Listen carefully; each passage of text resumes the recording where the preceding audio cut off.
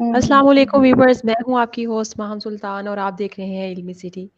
आज हम जिस मौजू पे बात करने जा रहे हैं वो रियल लाइफ में हमारे साथ कहीं ना कहीं हर इंसान के साथ वो मामला पेश आ रहा होता है, यानी कि हम डिप्रेशन पे बात करने जा रहे हैं कि डिप्रेशन के साथ इंसान किस तरह से रह रहा होता है, यानी कि उसको किन किन मुश्किलात का मुकाबला करना पड़ता है और उनके साथ वो सरवाइव कर रहा होता है। सम टाइम इंसान को पता भी नहीं चलता कि वो डिप्रेशन का शिकार हो चुका है।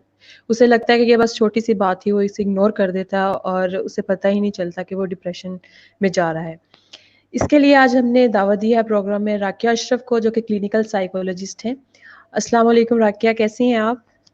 वालेकुम सलाम, अल्हम्दुलिल्लाह। आप सुनाएं। अल्हम्दुलिल्लाह, मैं भी बिल्कुल ठीक।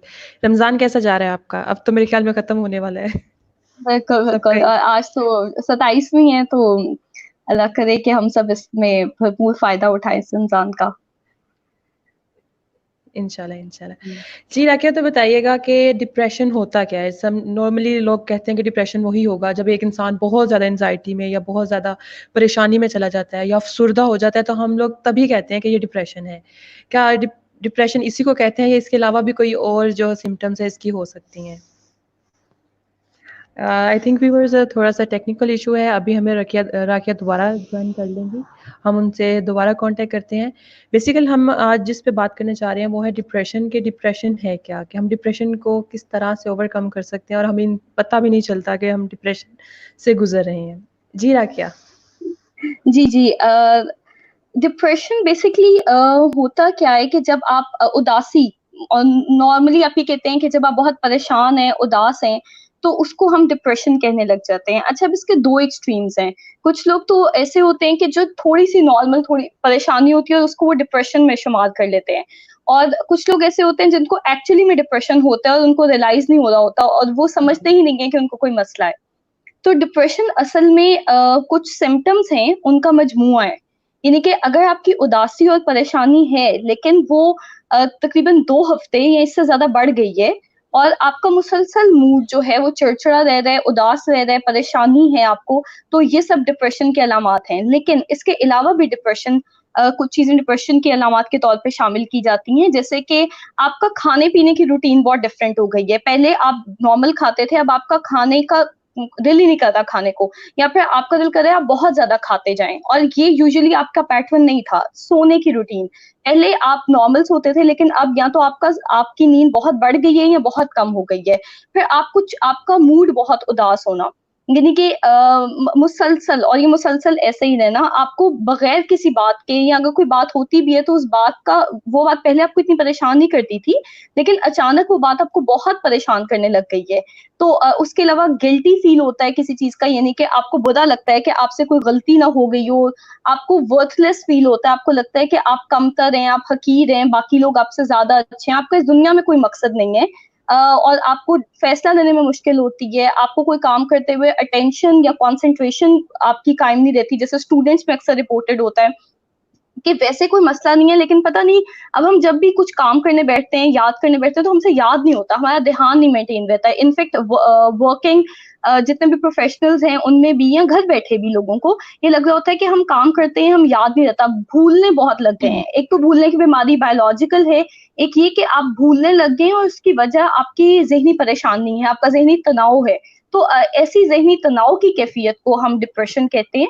और इसकी स्वेयर फॉर्म हो जाए, यानी कि अगर डिप्रेशन ज़्यादा बढ़ जाए, तो वो सुसाइड या खुदकुशी की शक्ल भी इख्तियार कर लेता है। राकिया, बताइएगा कि इसमें कोई फिजिकल भी सिम्टम्स होते हैं, यानी इंसान की कोई शिवरिंग वगैरह स्टार्ट हो जाए या इस तरह से कोई जो है मसाइल पैदा हो जाए? बिल्कुल, बिल्कुल। असल में डिप्रेशन जो है वो एक ज़हनी मसला है, एक ज़हनी बीमारी है। जिस तरह से जिस्मानी बीमारियाँ जितनी होती हैं, उनकी कुछ अलामात होती हैं, उनको हम किस तरह से रिकॉग्नाइज़ करते हैं, वैसे ही डिप्रेशन जो है, या जितनी भी ज़हनी बीमारियाँ हैं, उनको भी हमें रियलाइज़ करना, उनको आइडेंटिफ़ाई करना, डायग्नोज़ करना, उनकी शनाख्त करना, उनका इलाज बहुत ही ज़रूरी है। लेकिन अफ़सोस ये है माहम, कि जिस तरह से जिस्मानी बीमारियाँ थर्मोमीटर पे आ जाती हैं, या बीपी अपरेटस पे आ जाती हैं, या आपको देख के बिल्कुल, पता चल जाता है कि the person is not well, वैसे ज़हनी बीमारियों का पता नहीं चलता। आपको देख के आप, बिल्कुल। मे बी मुझे इस टाइम कोई इश्यू हो, लेकिन आप इस टाइम देख के नहीं बता सकती, और ये एक बहुत आप कह दें कि ड्रॉबैक है ज़हनी बीमारियों का, डिप्रेशन हो या बाकी बीमारियाँ, लोग समझ नहीं पाते कि असल में जो बंदा डिप्रेस है, जो परेशानी का शिकार है, वो महसूस कैसा कर रहा है, उसको लग कैसे रहा है, उसके लिए जी। दुनिया बिल्कुल एक डिफरेंट एंगल से चल रही है। अगर आपको एक चीज़ बहुत कलरफुल, प्लेज़ेंट लग रही है, उस बंदे के लिए वो चीज़ बिल्कुल डिफरेंट होगी, क्योंकि उसका माइंडसेट जो है वो बिल्कुल चेंज हो गया है। आप चीज़ों को जो आपकी जिसको आप कहते हैं कि आप एक आँख से आप देख रहे हैं जो नॉर्मल चीज़ें, एक हमारे दिमाग की आँख होती है। जिससे हमें ये समझ आता है, हम चीज़ों को इंटरप्रेट करते हैं, परसीव करते हैं, चीज़ों का हम जायज़ा लेते हैं, हमें समझ आती हैं चीज़ें। उसमें जब मसला आने लग जाएगा तो आपको एक सीधी चीज़ भी प्रॉब्लमैटिक लगेगी। आपको लगेगा कि कोई भी चीज़ मेरी फ़ेवर में नहीं हो रही, हमेशा मेरे खिलाफ होता है। सो इसलिए डिप्रेशन आम तौर पे नज़र नहीं आता और लोगों को समझ नहीं आती। बल्कि इस पे आपके प्लेटफ़ॉर्म से मैं बात भी करना चाहूँगी कि डिप्रेशन सिर्फ़ यही सिम्पटम्स का मजमूआ नहीं है जो मैंने पहले बताई हैं, बल्कि अब एक एटिपिकल डिप्रेशन बहुत कॉमन चीज़ आ रही है। यानी कि डिप्रेशन अब ऐसी सूरत में भी आता है जो कि आम डिप्रेशन की अलामत नहीं है।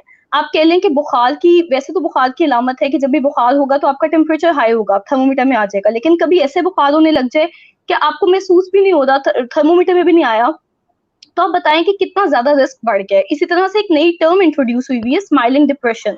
यानी कि अब डिप्रेशन ऐसी फॉर्म में भी आता है कि सामने इंसान आपके हंस रहा है, उसको कोई मसला नहीं लग रहा, लेकिन पीछे से कहीं ना कहीं कुछ ऐसा इशू चल रहा है, उसके दिमाग में कोई प्रॉब्लम स्टार्ट हुआ हुआ है और वो डिप्रेस है। इसी पिछले साल जो है एक इंग्लिश बहुत मशहूर सिंगर हैं, उन्होंने ही कमिटेड सुसाइड, और उनकी वाइफ ने कहा, और उनका कॉन्सर्ट था बकायदा 24 hours before he committed suicide. और बेसिकली उन्होंने कहा यही कि उनकी वाइफ ने बाद में कहा कि ही वाज ओके, दिखने में तो वो हंस रहे थे, खुश थे, लेकिन हमें नहीं पता था कि असल में वो इतने डिप्रेस हैं, उनके दिमाग में क्या चल रहा है। और आप देखें, डिप्रेशन की एक्सट्रीम फॉर्म होती है कि इंसान सुसाइड कर ले, यानी कि अपनी जान ले ले, क्योंकि नेचुरली हम सबको अपने से प्यार ज्यादा है, मतलब हमें कट लगता है तो हमें तकलीफ होती है। तो लेकिन अपनी जान लेना, इसका मतलब है आप किस मेंटल स्टेट में पहुंच गए हैं। लेकिन अपेरेंटली, यानी कि जाहिर तौर पे वो बंदा हंस रहा था। सो इसलिए हम डिप्रेशन को सिर्फ ये नहीं कह सकते कि अगर आपको लग नहीं रहा कि कोई बंदा परेशान है, या आपको तो अच्छा भला लग रहा है, तो ये नहीं आप कह सकते कि वो बंदा वाकई में सही है। इसके लिए इम्पोर्टेंट है कि अगर वो बंदा खुद रिपोर्ट कर रहा है कि मुझे कुछ डिफरेंट लग रहा है, मुझे परेशानी हो रही है, तो आप उसकी बात को सीरियस लें। अगर वो कह रहे हैं कि मेरा मरने को दिल कर रहा है, मुझे जिंदगी में मेरा कोई दिल नहीं लग रहा, तो हम यूजुअली ऐसी बातों को इग्नोर कर देते हैं। और इग्नोर इसी कर की देते हैं। वजह से 2000 ऑनवर्ड्स, मैं रिसर्च बेस्ड बात कर रही हूँ, 2000 ऑनवर्ड्स स्टेटिस्टिकली डब्ल्यूएचओ रिपोर्ट कर रहा है कि सुसाइड रेट्स, जो सुसाइड केसेस हैं, वो पर ईयर इंक्रीज होते गए हैं। यानी कि जो 2015 में थे, वो 2020 में उस रेट्स पर ईयर इंक्रीज होते गए। इंक्रीज हो गए। 2000 से ऑनवर्ड चल रहा है। 2009 टू 12 का एक सर्वे है जिसके अकॉर्डिंग 8 मिनट में एक इंसान जो है वो सुसाइड कमिट कर रहा है। तो आप देखें कि जब से भी बाबा 8 मिनट हो गए मेरे ख्याल से, जब से सेशन लाइव है, जी। उसके अकॉर्डिंग तो अभी तक एक इंसान ने सुसाइड कमिट कर लिया। इनफैक्ट 2012 का सर्वे, अब तो डिप्रेशन बढ़ रहा है। सो आप बहुत देखें ज्यादा। कि हमें पता भी नहीं चल रहा और हमारे आसपास लोग मर रहे हैं, और इसके लिए कौन जिम्मेदार है, आई मीन किसने आंखें बंद की हुई हैं। अच्छे, तो हम इन्हीं चीजों पे डिस्कस करेंगे थोड़ा डिटेल में। सो डिप्रेशन को इवेल्युएट करने के लिए, जज करने के लिए, ये जरूरी है कि इंसान की अपनी रिपोर्टिंग, अगर कोई इंडिविजुअल आपको रिपोर्ट कर रहा है कि इज नॉट फीलिंग ओके, उसको ठीक नहीं लग रहा, उसको परेशानी है, तो आप उसकी बात को सीरियस लें। और दूसरी तरफ दूसरी एक्सट्रीम आ जाती है जिसपे मैं कहूंगी कि एक आप नॉर्मल सी अगर उदास हैं, अगर आप नॉर्मल से परेशान हैं, तो लोग उसको भी डिप्रेशन कंसिडर कर लेते हैं। डिप्रेशन वो नहीं है। मसलन अगर किसी सिचुएशन, मुझे बताएं वहां कि अगर एग्जाम्स की सिचुएशन आती है, या इस टाइम पे पता चलता है कि खुदा ना खास्ता किसी की कोई डेथ हो गई है, या हमारे जानने वालों में से किसी की खुदा ना खास्ता कोई इस तरह से बड़ा वाकया हो जाता है, तो उस टाइम पे खुश होना नॉर्मल है क्या? या एग्जाम्स में नहीं, इवन? बिल्कुल भी बिल्कुल नहीं। नहीं। बिल्कुल नहीं। तो अगर ऐसे मौके पे कोई इंसान परेशान होता है, तो इसका ये मतलब नहीं है कि उसको डिप्रेशन हो गया है। इसका ये मतलब है कि नॉर्मल उदासी और परेशानी है, जो कि अच्छी बात है कि ऐसे मौके पे वो परेशान है। आई मीन किसी की डेथ पे कोई हंसने लग जाएगा तो हम उसको एबनॉर्मल कंसिडर एब्नॉर्मल करेंगे। है। बिल्कुल और ऐसे है। अगर पेपर में मैं बिल्कुल भी परेशान नहीं हूँ, तो इसका मतलब मैं बैठ के टीवी देख रही हूँ, ये चीज थोड़ी नॉर्मल होगी। ये नॉर्मल होगा कि मुझे थोड़ी बहुत परेशानी, एंजाइटी, ये डिप्रेशन नहीं है। Depression is the swear form of sadness. यानी कि अगर आपकी उदासी और परेशानी बतदरीज बढ़ती जा रही है, यानी कि उसकी शिद्दत में इजाफा हो रहा है, उसकी फ्रीक्वेंसी में इजाफा हो रहा है और उसके दौरानिये में इजाफा हो रहा है। ये 3 पैरामीटर्स हैं जिससे आप जज कर सकते हैं, फ्रीक्वेंसी, इंटेंसिटी, ड्यूरेशन। अगर ठीक वो है। मजीद बढ़ती जा रही है, उसकी मतलब जितना मुझे कल परेशानी हो रही थी उतनी उससे कहीं बढ़ के मुझे आज हो रही है, और जितनी मुझे 1 साल पहले थी उससे ज्यादा आज है, तो ये मैं पहले से कंपेयर करके भी चेक कर सकती हूँ कि मैं यूजुअली ऐसी नहीं थी जैसी मैं अब हूँ। सो ये सारे पैरामीटर्स हैं जिसपे इंसान खुद चेक कर सकता है, या उसके आस-पास उसके बिलव्ड वंस चेक कर सकते हैं कि the person is not normal and may be he is upset, may be he is depressed actually. Viewers, आप लोगों के क्वेश्चंस के आंसर हम लोग लास्ट में देंगे। अभी हम लोग थोड़ा-सा टॉपिक को डिस्कस कर लें। आप भी इसको समझें कि बेसिकली टॉपिक किससे रिलेटेड है। उससे रिलेटेड आप लोग क्वेश्चन कीजिएगा, आपके क्वेश्चंस के आंसर हम लोग लाज़मी देंगे, आप लोग थोड़ा-सा वेट करें। जी राकिया बताइएगा कि डिप्रेशन और एंग्ज़ायटी का आपस में कोई लिंक है? डिप्रेशन और एंग्ज़ायटी? अच्छा, जी, डिप्रेशन और एंजाइटी 2 डिफरेंट वैसे डिसऑर्डर्स हैं। लेकिन अक्सर इनको कंफ्यूज किया जाता है। वैसे ही जैसे लोग कहते हैं कि ब्लड प्रेशर और हार्ट डिजीज जो है, उसको लोग एक ही शुमार कर लेते हैं। हालाँकि एक नहीं है, लेकिन हाँ, कहीं न कहीं लिंक्ड ज़रूर है। जी। इस तरह से मैं जिस तरह से हम बात करें डिप्रेशन, डिप्रेशन बेसिकली उदासी और परेशानी को कहते हैं। आप आपकी परेशानी हो वो भी शदीद एक्सट्रीम की परेशानी हो जो कि आपके लिए बर्दाश्त करना मुश्किल हो, जो आपकी ज़िंदगी को मुतासर कर रही हो, बेसिकली ये डिप्रेशन है। जबकि जो एंग्जायटी है उसका मतलब है कोई खौफ, वसवसे, ऐसी घबराहट का शिकार होना, यानी कि ऐसे खौफ के ख्यालात आना, ऐसे तशवीशनाक ख्यालात आना जिससे आपको घबराहट महसूस हो। और माहम, आपने थोड़ी देर पहले एक क्वेश्चन किया था, उसका एक पार्ट मैं कहीं स्किप कर गई हूँ कि आप पूछ रही थी कि डिप्रेशन जो है वो फिजिकली मैनिफेस्ट होता है। तो जी, जी। डिप्रेशन जो है वो उसकी मैनिफेस्टेशन कई तरह से हो सकती है। फिजिकल, बल्कि सिर्फ डिप्रेशन नहीं, जितने भी मेंटल डिसऑर्डर्स हैं, मैं क्लिनिकल साइकोलॉजिस्ट हूँ, और हम जब मैं क्लाइंट्स वगैरह देखती हूँ, डील करती हूँ, तो जितने भी हमारे पास क्लाइंट्स आते हैं या जो हमने हमने पढ़ा है अभी तक, प्रैक्टिस में देखा है, जितने भी हमारे पास साइकोलॉजिकल डिसऑर्डर्स हैं, जितनी भी ज़हनी बीमारियाँ हैं, वो 3-4 लेवल्स पे मैनिफेस्ट होती हैं। उनमें से एक फिजिकल ज़रूर है कि आपको हुँ। जिस्म में तकलीफ, जैसे अक्सर लोग कहते हैं पट्ठों में बहुत खिंचाव हुआ है, मैदे में जी। तकलीफ है। हालाँकि उनको ना कोई स्टमक का इश्यू होता है और ना ही उनको मैदे का मसला होता है। लेकिन हम लोग इस तरह के हैं कि हम सारी उम्र पैनाडोल या राइज़ेक और ये दवाइयों पे हम गुज़ारा करते हैं। हालाँकि उस तकलीफ की नोयत ज़हनी होती है। यानी कि ज़हनी परेशानी की वजह से आपको जिस्मानी अलामात आ रही होती हैं। सो उस ये बिल्कुल वही बात है कि जैसे मैं अपना, और फिर हम क्या करते हैं, हम चले जाते हैं फिज़िकल डॉक्टर के पास। हम कहते हैं जी पट्ठों में खिंचाव हुआ है, तो उसकी दवाई देते हैं, और वो दवाई भी मिल जाती है। उससे टेम्परेरी थोड़ा-सा आराम भी आ जाता है, लेकिन मसला वहीं का वहीं है। मैं इसकी मिसाल ऐसे देती हूँ कि आप एक फंगस ज़दा जो है, कोई ग्लास वगैरह ले लें, उसमें पानी डालें, उसके बाद फंगस वही है, आपने पानी निकाल के दोबारा पानी चेंज कर दिया है, तो आप ये नहीं कह सकते कि पानी साफ हो गया है, दोबारा जो अगला पानी डालेंगे वो भी गंदा होगा। इसका ये मतलब है कि गंदा। आपका जो मेन कोर प्रॉब्लम है, अगर वो वहीं का वहीं है और आप दवाइयाँ ली जा रहे हैं, आप पैनाडोल या दूसरी मेडिसिन ले रहे हैं, तो आपका मसला हल नहीं होगा। नहीं और होगा। आज ये बताना इसलिए भी ज़रूरी है कि मैं देखती हूँ आस-पास भी अपनी सोसाइटी में भी आप देखें कि अक्सर लोग मैदे की पैनाडोल या और इस तरह की पेन किलर्स ले रहे हैं। लेकिन आप उनसे बात करके देखें ज़रा, वो basically they are upset, they are depressed, और कुछ लोग तो डिप्रेशन के साथ सालों-साल ज़िंदगी गुज़ार रहे हैं। सो मेरा उनको ये मैसेज है कि आप जितनी मर्ज़ी दवाइयाँ ले लें इस तरह से, आपका जब तक मेन कोर इश्यू जो है, कोर प्रॉब्लम है, वो सॉल्व नहीं होगा, तब तक वो सिम्पटम्स एक रूप में नहीं तो दूसरे रूप में आ जाएँगे। आज मैदे का मसला है, कल को टाँगों में दर्द होगी, उससे अगले दिन सर में दर्द होगी, क्योंकि मसला ज़हन के अंदर चल रहा है। सो आपको अपने उसके इलाज करवाने की ज़रूरत है, इसके लिए आपको साइकोलॉजिस्ट के पास जाना है।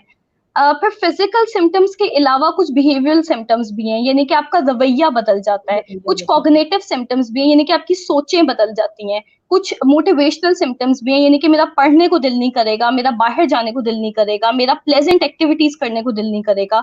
सो डिप्रेशन के ये सारे सिम्पटम्स हैं जो किसी न किसी फ़ॉर्म में मैनिफेस्ट मतलब हमें नज़र आते रहते हैं। ठीक है। तो अभी हमारे पास एक क्वेश्चन आया राबिया अली का कि एंग्ज़ायटी, डिप्रेशन में क्या डिफ़रेंस है इन सब में और इनको किस तरह से ख़त्म किया जा सकता है? जी, जैसे राबिया मैंने अभी बताया, डिप्रेशन जो है वो जी, डिप्रेशन जो है वो बेसिकली परेशानी, उदासी को कहते हैं, और जो एंजाइटी है वो है तशवीश, यानी कि आपको घबराहट है, आपको खौफ है। एंजाइटी में आपको ये भी हो सकता है कि आपको ये खौफ हो कि कहीं कुछ बुरा ना हो जाए, जिसको जनरलाइज एंजाइटी कहते हैं। आपको किसी खास चीज का खौफ भी हो सकता है, यानी कि सांप का खौफ, तंग जगहों का खौफ, स्पाइडर का फोबिया होता है, पानी का फोबिया होता है, हाइट का फोबिया होता है। एंजाइटी में ये भी घबराहट हो सकती है कि कहीं मुझे कोई बीमारी ना हो जाए, ये इलनेस एंजाइटी। यानी कि जितनी भी एंजाइटी से रिलेटेड डिसऑर्डर्स हैं वो सब आस घूमेंगे घबराहट के, तशवीश के, खौफ के। खौफ उसका मेजर कंपोनेंट है, फेयर एंड एप्रीहेंशन। जबकि जो जितने भी डिप्रेशन से रिलेटेड सिम्टम्स हैं वो सब घूमेंगे आपकी मुसलसल चलने वाली ज़हनी परेशानी से।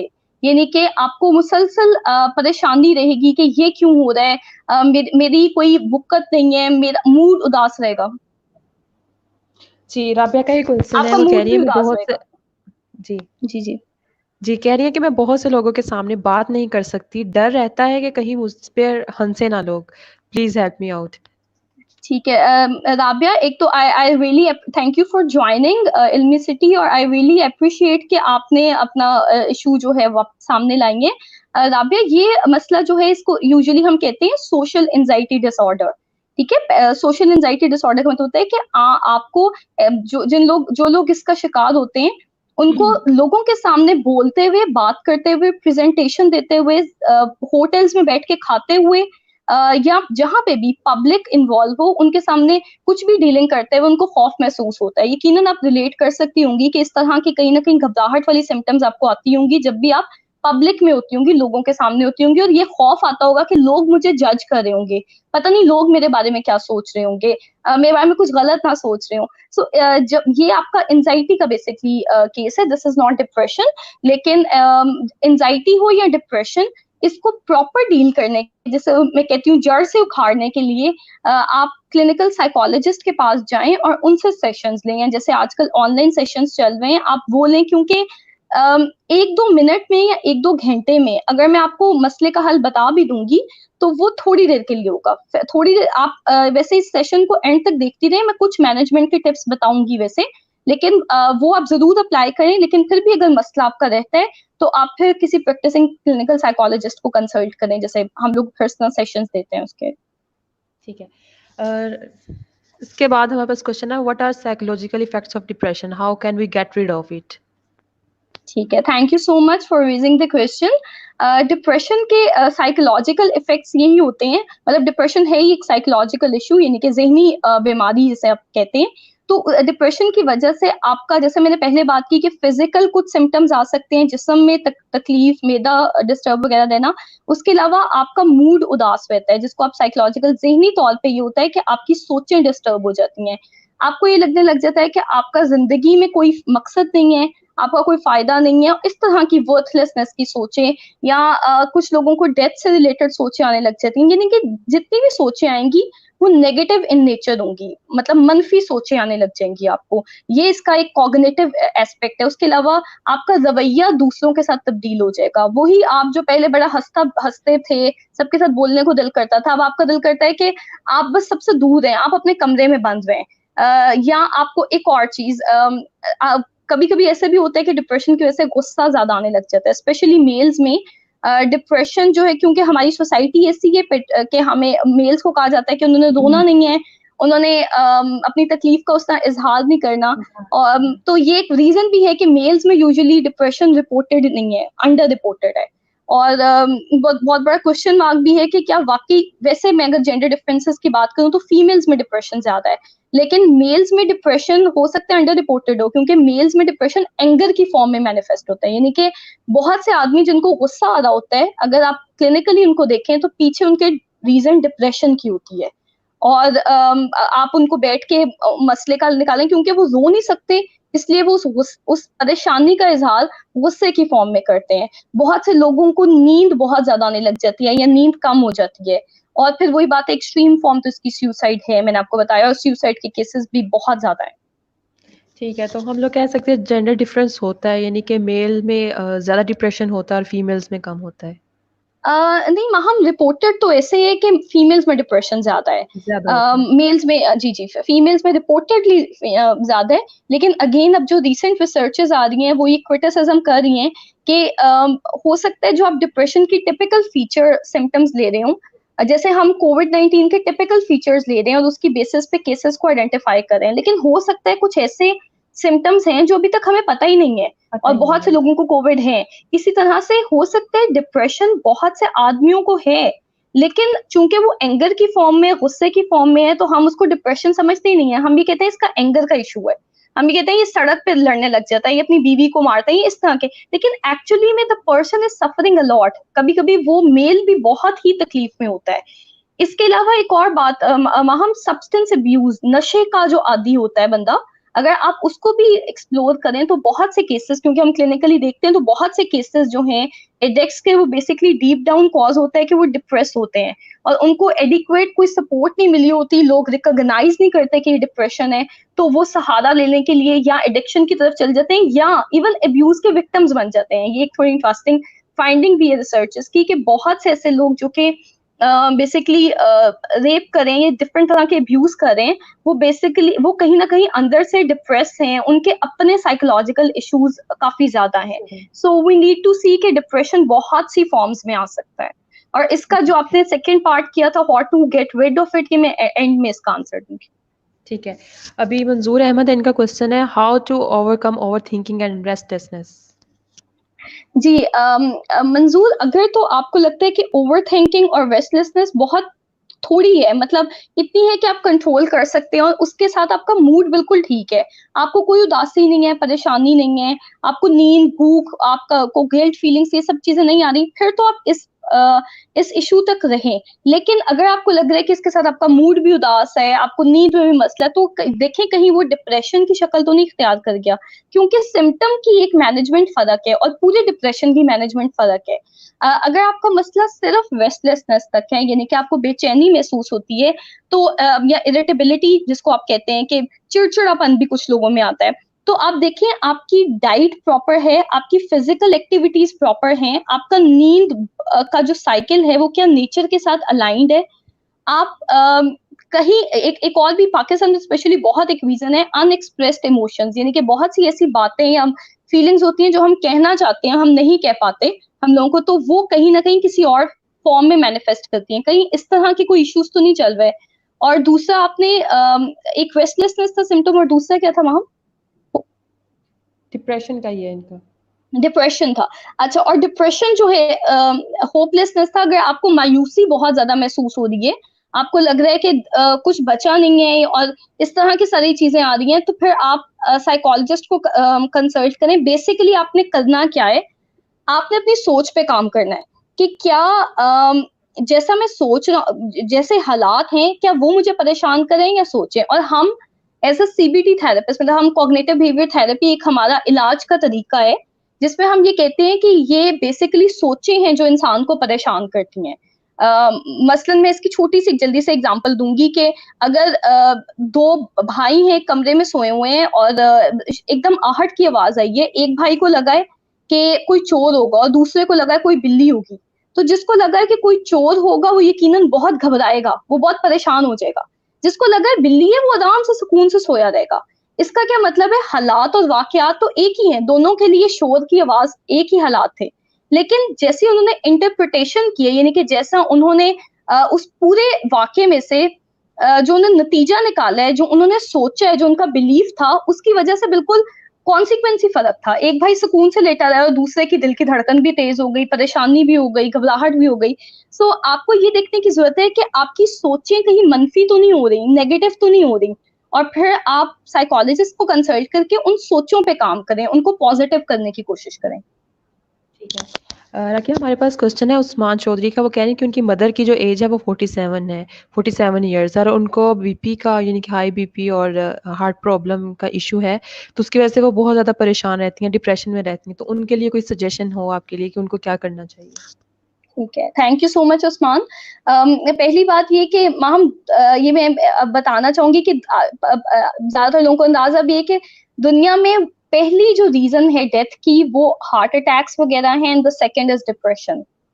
आई मीन इतनी बड़ी वजह है, इतनी बड़ी लीडिंग कॉज है ये डेथ की। और उसमें भी एक और पोर्शन है, इस पे मैं थोड़ी देर बात करूंगी, दैट इज पोस्टपार्टम डिप्रेशन।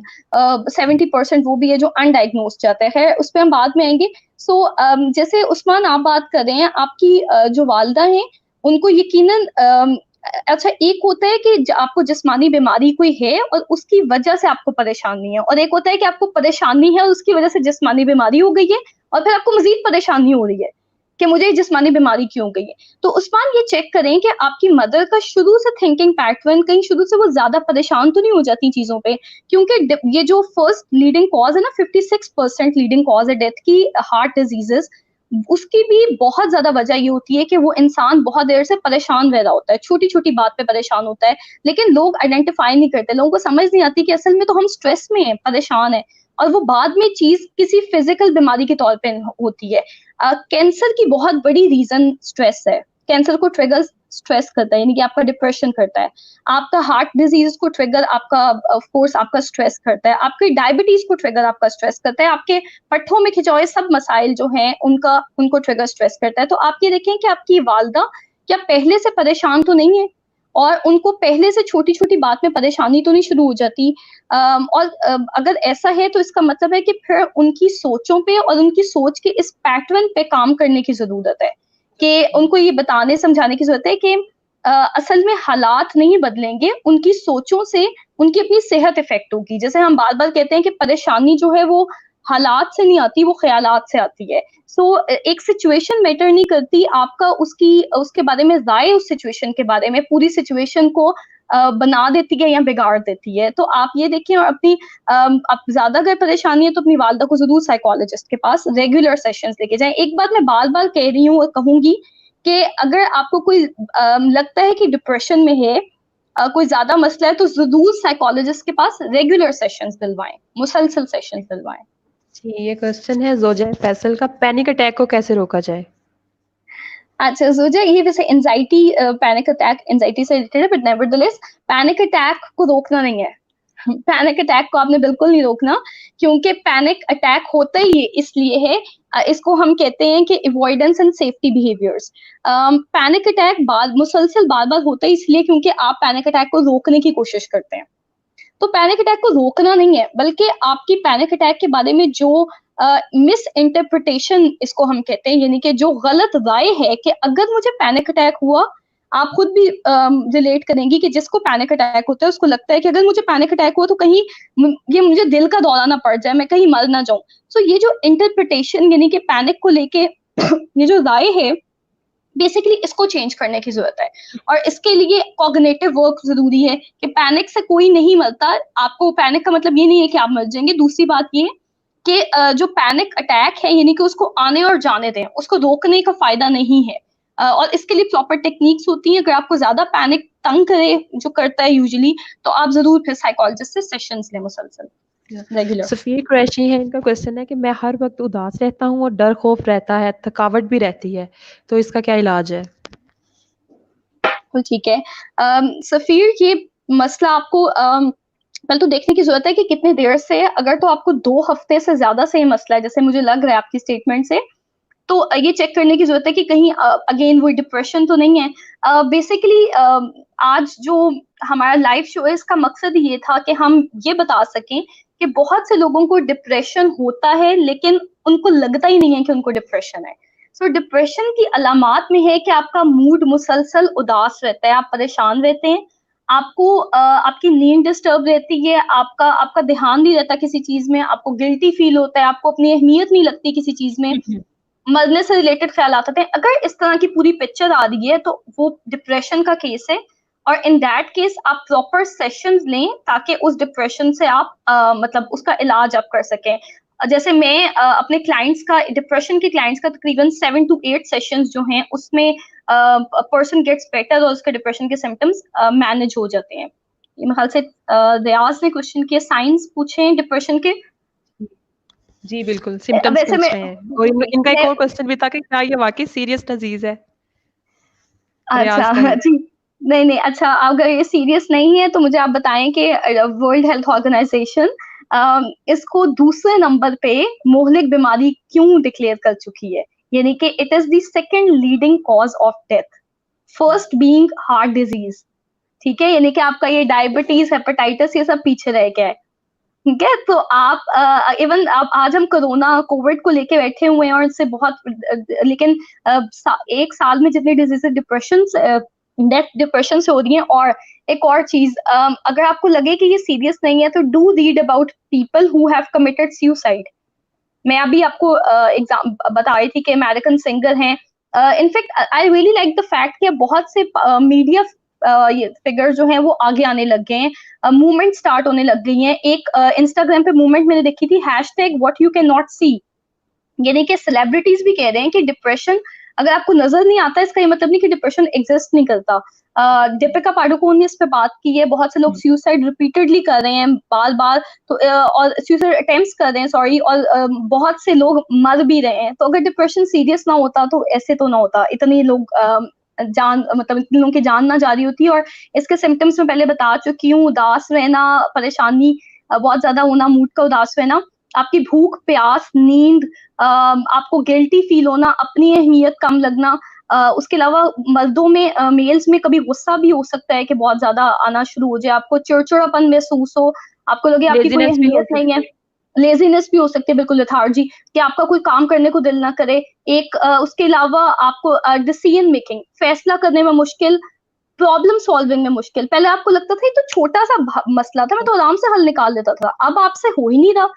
अच्छा, बच्चों में और एडल्ट्स में और एडोलेसेंट्स में बहुत दफा ऐसे होता है कि हम डांटी जाते हैं, मारी जाते हैं कि बच्चा पढ़ नहीं रहा, वो कहते हैं मेरा ध्यान नहीं हो रहा, मैं याद करता हूँ मुझे भूल जाता है।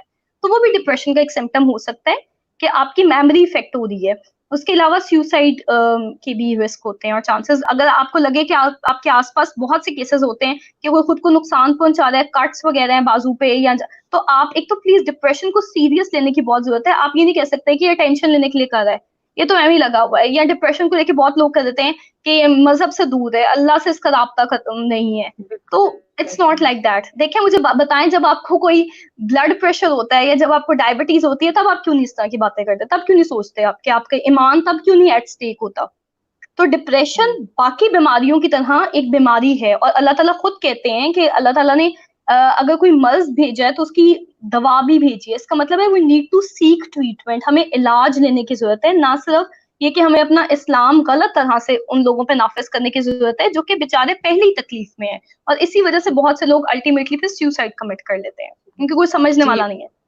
मोहम्मद काशिफ का क्वेश्चन है कि वो कह रहे हैं कि मैं इंसल्ट फील करता हूँ और उसकी वजह से डिप्रेशन में जाता हूँ और मैं खामोश हो जाता हूँ, अपनी फैमिली मेंबर से बात नहीं करता, तो इसका क्या हल है? बिल्कुल ठीक है। Thank you Kashif for raising the question.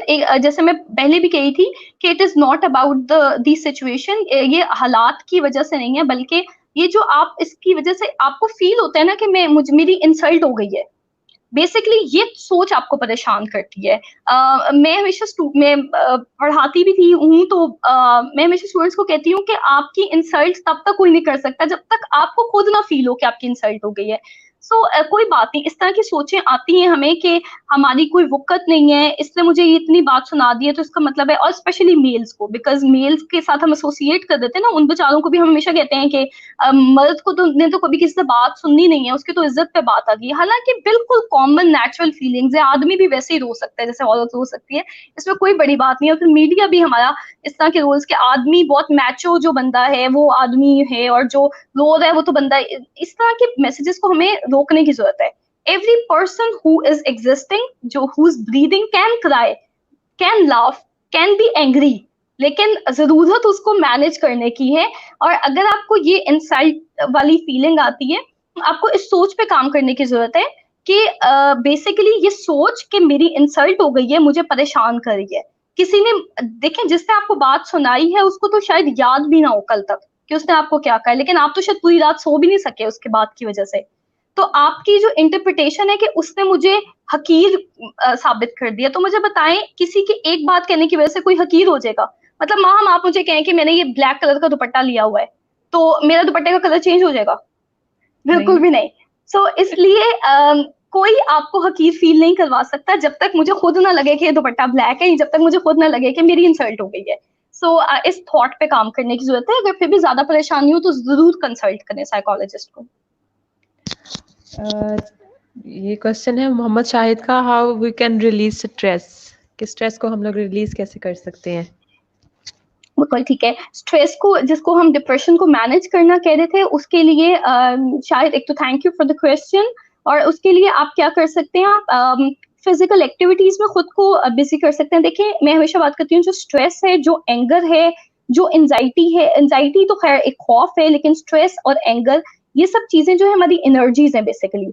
वो एनर्जी जब कहीं और नहीं निकलती, मुझे बताएं, अगर मैं थकी हुई हूँ शदीद और मुझे बहुत थकावट की वजह से मुझे नींद आ रही है, तो मैं क्यों परेशान होंगी?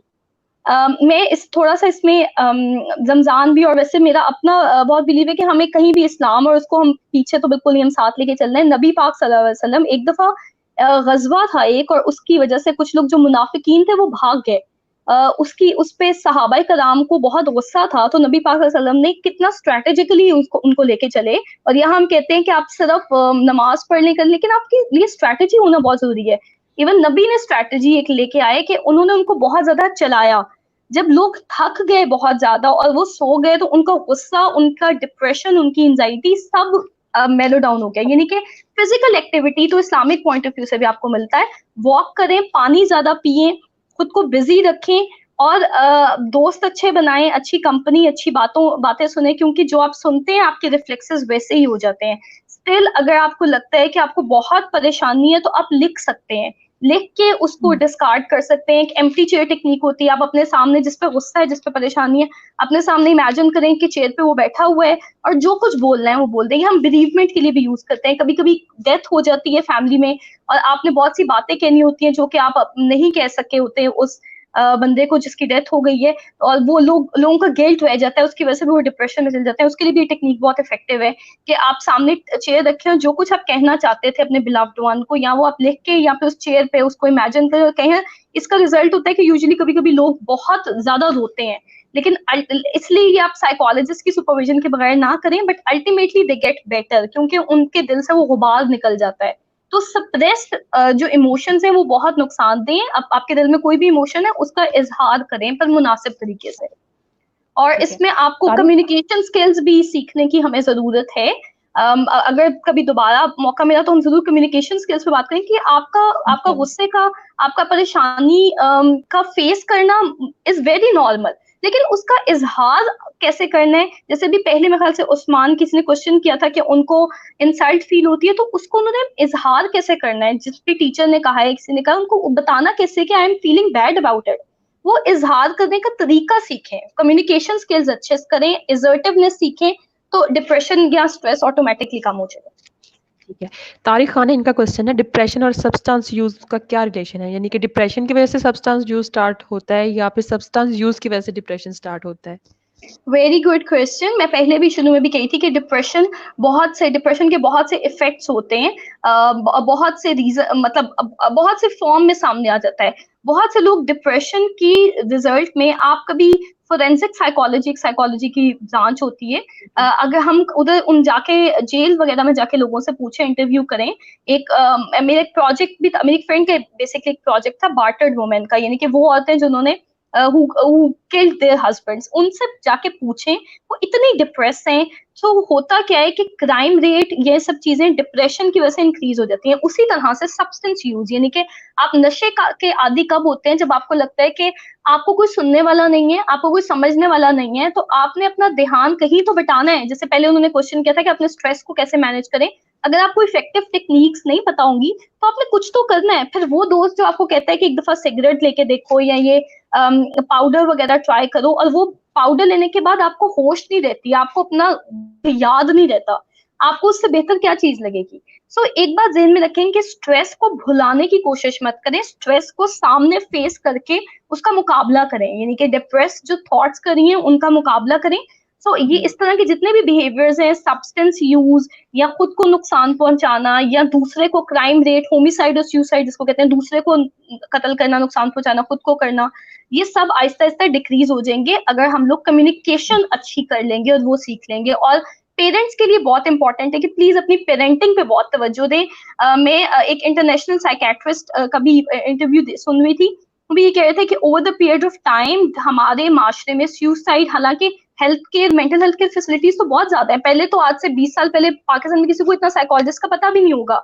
अब मेंटल हेल्थ केयर फैसिलिटीज बहुत बढ़ रही हैं, लेकिन डिप्रेशन और सुसाइड उतने बढ़ रहा है, कितनी हैरत की बात है। अब तो हेल्प अवेलेबल है, वो इसलिए बढ़ रहा है क्योंकि कहीं ना कहीं we are too much dependent on these screen times पे, मतलब अब ये जो दूसरी डिवाइसेस होती हैं सोशल मीडिया पे, उसकी वजह से बहुत से लोग सुसाइड कमिट करते हैं, हरासमेंट बहुत बढ़ गई है, साइबर क्राइम, साइबर बुलिंग बहुत बढ़ गई है, उसकी वजह से सुसाइड बहुत बढ़ गई है।